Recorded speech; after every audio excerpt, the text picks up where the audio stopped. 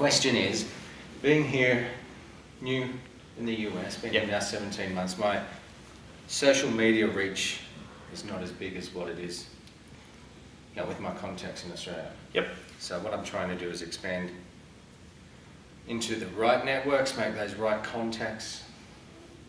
Yeah, okay, good. And not organically because it's too slow. So Yep. I want to be proactive in that. Yeah, good. So always when growing your networks, it's about who do you want in your network. So that always has to be the starting point. So once you identify who you want in your network, you can then identify where do those people hang out, and whether that be offline or online, and go to them en masse. Mm-hmm. So I suppose where you go, well, who is it that I actually want in my network? Who is it that I could sell to? Who is it that I can partner with? And who is it that could open doors for me? And once you identify, okay, so I want property investors in my network, or I want real estate professionals across not just realtors, but credit repair people and financial people and originators and brokers and whatever else. Mm-hmm. So because you do a couple of different things, you need a couple of different types of people in your network than just, I only need this one thing. But once you've identified that, you can then end up going, well, great. So let's just go one of them. Let's stick with investors. So I want investors to be my network. Yes. There are different level of investors I'm looking for. Anyone that would promote themselves as an investor in, let's say, social media, Facebook, they're not the type of person I'm looking for because they've already got an experience. Yep.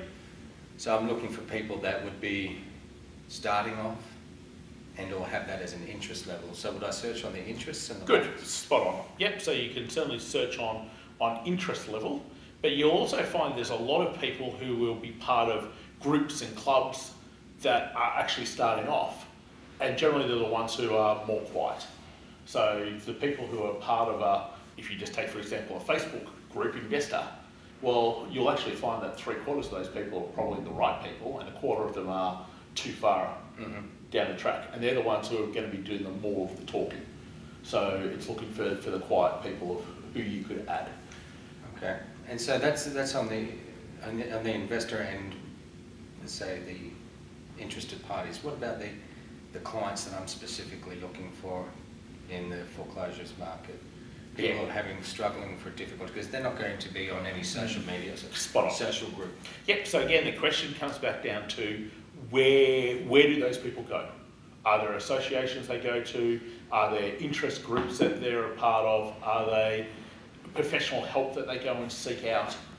So rather than trying to find them individually, it's always a matter of, do they congregate somewhere? Do they hang out somewhere? Are they already part of something else? So with those particular foreclosure type people, do they go anywhere else en masse? Do they see anyone? Is it counselling? Is it a particular association that they get help from? Is it something that they have got to apply to be able to help them in that circumstance where if you had a relationship with that particular body, you might get to all of them much faster than trying to find them individually. And or being part of their social media groups, yeah. Okay. Yeah, correct. So I think always with you when you go, who should I be adding, or where do I find the people that I need to be adding in my network? It always starts off with identify who you want, and then identify where do they congregate, where do they hang out en masse. And most of the time they always hang out at least somewhere.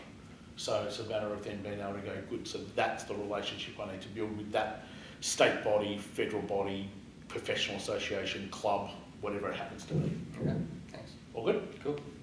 Good work.